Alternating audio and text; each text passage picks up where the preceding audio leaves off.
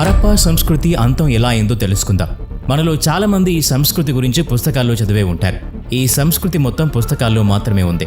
అందుకని ఈ సంస్కృతి గురించి ఈరోజు ఈ వీడియోలో తెలుసుకునే ప్రయత్నం చేద్దాం. అందుకని ఈ వీడియోని ఎక్కడా స్కిప్ చేయకుండా పూర్తిగా చూడండి.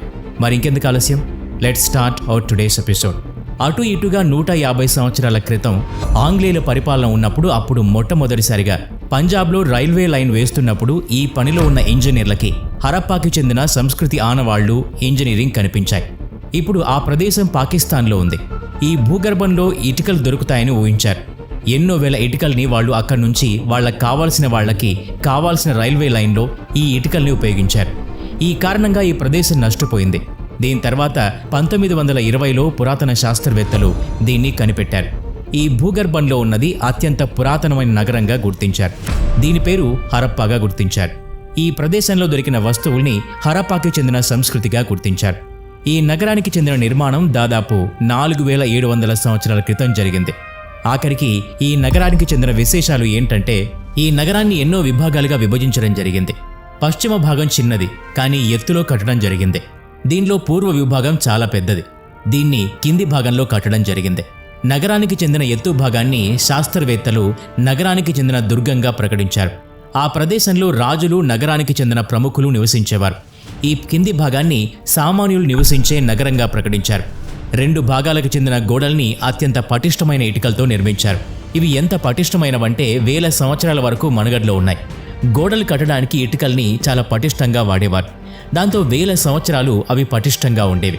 ఈ 2 నగరాల్లో కొన్ని దుర్గాల్లో కొన్ని పటిష్టమైన ఇళ్లు నిర్మించారు. మొహంజదారో అనే ప్రదేశంలో స్నానాలు చేసే ఒక ప్రదేశాన్ని నిర్మించారు. దీన్ని శాస్త్రవేత్తలు చాలా అరుదైన స్నానాల ప్రదేశంగా గుర్తించారు. దీన్ని నిర్మించడానికి ఇటుకల్ని, ప్లాస్టర్ని వాడారు. దీంట్లో నీటి ప్రవాహాన్ని ఆపడానికి ప్లాస్టర్ మీద చార్కోల్ని వాడారు. ఈ సరోవరంలో దిగటానికి 2 వైపులా ఇటుకలతో మెట్ల నిర్మాణం జరిగింది. 4 వైపులా గదుల నిర్మాణం చేపట్టారు. ఈ సరోవరం నింపటానికి బావిలో నీటిని వాడేవారు. దాన్ని ఉపయోగించిన తర్వాత ఆ నీటిని బయట పారబోసేవారు. బహుశా ఆ నగరంలో ఉన్న ప్రముఖులు దీన్ని అత్యంత అరుదుగా ఉపయోగించేవారు. అక్కడి కొన్ని నగరాల్లో కొన్ని అగ్నికుండల ఆనవాళ్లు కనిపించాయి. అవసరానికి అవి యజ్ఞాలకు వాడేవారు. ఈ 2 నగరాల్లో ప్రజలు ఉపయోగించే సరుకులను దాచిపెట్టడానికి మహాభాండాగారాలను నిర్మించారు. పెద్ద పెద్ద గోడౌన్లు లభించాయి. ఈ నగరంలో దాదాపుగా అన్ని ఇళ్లకి 1 అంతస్తు లేదా 2 అంతస్తులు ఉండేవి. ఇంటికి 4 వైపులా గదుల నిర్మాణం జరిగేది. కొంతమంది ప్రముఖుల ఇళ్లలో స్నానాల గదులు వేరుగా ఉండేవి. కొన్ని ఇళ్లలో బావులు కూడా ఉండేవి. ఈ నగరాల్లో మురికి నీరు పోవడానికి కాలువలు ఉండేవి. ఈ మురికి నీళ్లు పోవడానికి కాలువలని ఒకే వైపు వంకలు లేకుండా పొడవుగా నిర్మించేవారు. ఈ కాలువలో మురికి నీరు సులువుగా పోవటానికి మధ్యలో కొన్ని జాలీలు నిర్మించారు. అవి చెత్త ఆపడంతో మురికి నీరు సులువుగా వెళ్లిపోయేది.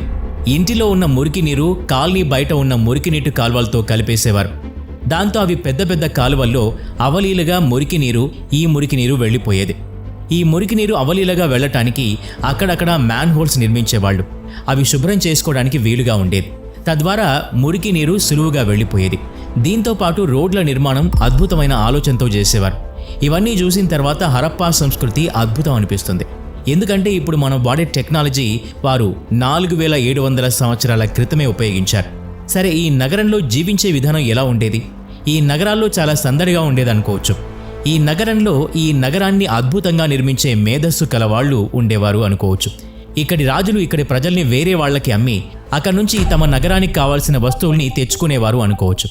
తద్వారా రాజులు తమకు కావాల్సిన వజ్ర వైఢూర్యాల్ని తయారు చేసి తమ దగ్గరే పెట్టుకునేవారు. ఈ నగరాల్లో లిపి రాసేవాళ్లు కూడా ఉండేవారు. వీళ్ళు రాళ్ల మీద రాసేవాళ్లు. ఇంకెక్కడైనా రాసేవారేమో కానీ అవి మనకి లభించలేదు. ఈ నగరంలో శిల్పులు కూడా ఉండేవారు. వీరు చాలామంది తమ ఇళ్లల్లో కానీ బయట కానీ శిల్పాలు చెక్కేవారేమో. ఇక్కడి ప్రజలు సుదీర్ఘ యాత్రను కూడా చేసేవారు. అక్కడికి వెళ్లిన వారు తమ దేశంలో దొరకని విలువైన వస్తువుల్ని తెచ్చేవారు. వాటితో పాటు వివిధ దేశాల్లో ఉన్న సంస్కృతిని, అక్కడి కథల్ని తీసుకొచ్చేవారు. ఈ సంస్కృతిని వెలికి తీస్తే ఎన్నో మట్టితో కూడిన బొమ్మలు లభించాయి. ఆ బొమ్మలతో అప్పటి చిన్నపిల్లలు ఆడుకునేవారేమో. ఇప్పుడు ఇంకొన్నిటి గురించి తెలుసుకుందాం. హరప్పా సంస్కృతిలో మనకు లభించినవి, ఇక్కడ భూగర్భంలో తవ్వకాల్లో దొరికినవి అధికంగా రాళ్లు, శంఖాలు, బంగారం, వెండితో తయారు చేసిన వస్తువులు. అవి కాక ఇక్కడ ఎన్నో రకాల వస్తువులు, ఆభరణాలు, ఆయుధాలు, గిన్నెలు తయారు చేసేవారు. ఇక్కడ దొరికిన ఆకర్షణీయమైన వస్తువులు బరువు లెక్కించే రాళ్లు. హరప్పా ప్రజలు రాళ్లతో ఆకర్షణీయమైన నగలు తయారు చేసేవాళ్ళు. కొన్ని రాళ్లపై జంతువుల బొమ్మలు కూడా లభించాయి. ఇలాంటి బొమ్మలకి సమాజంలో ఆదరణ బాగా ఉండేది. హరప్పా ప్రజలు ఎర్రమట్టితో గిన్నెలు, కుండలు తయారు చేసేవారు. నల్ల రంగుతో అందమైన వస్తువులు మంచి డిజైన్తో చేసేవారు. ఇప్పుడు కొన్ని అలాంటి వస్తువులే మనం చూస్తూ ఉన్నాం. తమకు కావలసిన వస్తువులన్నీ దాదాపు ఇక్కడ దొరికేవి. వాళ్ళకి వీళ్ళకి దొరకని కొన్ని వస్తువుల్ని, అంటే బంగారం, వెండి, కొన్ని ప్రత్యేకమైన రాళ్లు బయట ప్రదేశాల నుంచి దిగుమతి చేసుకునేవారు. హరప్పా ప్రజలు ఇప్పుడు రాజస్థాన్లో ఉపయోగించే ఒంటల్ని ఉపయోగించేవారు. అలాగే పశ్చిమాసియా నుంచి దిగుమతి చేసుకునేవారు. కొన్ని వస్తువుల్ని ఆధునిక ఇరాక్ నుంచి, ఆఫ్ఘనిస్తాన్ నుంచి దిగుమతి చేసుకునేవారు. అవి దంతాల్లో ఉపయోగించేవారు. బంగారం దిగుమతి ఆధునిక కర్ణాటక, అతి ముఖ్యమైన రాళ్లు గుజరాత్, ఇరాన్, ఆఫ్ఘనిస్తాన్ నుంచి దిగుమతి చేసుకునేవారు. హరప్పా ప్రజలు వేల సంవత్సరాల నుంచి ఎగుమతి దిగుమతి చేసుకునేవారు. ప్రజలు నగరాల్లో కాకుండా కొన్ని చిన్న చిన్న ఊళ్లల్లో కూడా ఉండేవారు. జంతువుల్ని పెంచేవారు, వ్యవసాయం కూడా చేసేవారు. నగరాల్లో నివసించేవారు. రాజులకి అత్యంత సన్మానం లభించేది. ఇక్కడ లభించిన సమాచారం ప్రకారం వాళ్ళు పండించే పంటలు గోధుమలు, జొన్నలు, పప్పులు, బఠానీలు. ఆ సమయంలో వ్యవసాయంలో కొత్త కొత్త ప్రయోగాలు చేసేవారు. అవి వారికి కొత్తగా ఉండేవి. అప్పుడు చెక్కలతో చేసిన కొన్ని వస్తువులు లభించాయి. దీని ద్వారా ఏం తెలిసింది అంటే వీటిని వ్యవసాయంలో ఉపయోగించేవారు. హరప్పా ప్రజలు గేదెలు, ఆవులు, మేకలు పెంచేవారు. వీరు నివసించే ప్రదేశాలకు దగ్గరలో చెరువులు, కాల్వలు ఉండేవి. ఎండాకాలంలో జంతువుల్ని కాపాడుకోవడానికి వీరు దూర ప్రదేశాలకు వెళ్లేవాళ్ళు. వీళ్ళు చేపల్ని కూడా పట్టేవారు. అలాగే జింకల్ని వేటాడేవారు. హరప్పా నగరానికి చెందిన ఆనవాళ్లు ఇప్పుడు పాకిస్తాన్లో ఉన్నాయి. ఈ ప్రదేశంలో కదిరి, వేద అనే నగరానికి చెందిన ఆనవాళ్లు కనిపించాయి. అక్కడ స్వచ్ఛమైన నీరు లభించేది. భూమి కూడా అత్యంత సారమైందిగా ఉండేది. హరప్పా నగరానికి చెందిన ఆనవాళ్లు 2 భాగాలుగా లభించాయి. అలాగే దూల, వీర నగరం 3 భాగాలుగా విభజించడం జరిగింది. ఈ నగరానికి 4 వైపులా రాళ్లతో కూడిన అత్యంత పటిష్టమైన గోడలు లభించాయి. ఈ కోటల్లో ప్రవేశించడానికి పెద్ద పెద్ద ద్వారాలు ఉండేవి. ఈ నగరంలో అత్యంత విశాలమైన ఒక మైదానం కూడా ఉండేది. అక్కడ సాంస్కృతిక కార్యక్రమాలు జరిగేవి. ఇక్కడ దొరికిన కొన్ని అవశేషాలను రాళ్ల మీద రాసిన లిపి పెద్ద పెద్ద అక్షరాలతో లభించింది. ఈ ఆధారాల్ని చెక్కల మీద లెక్కించడం జరిగింది. ఇది చాలా విశేషమైనది.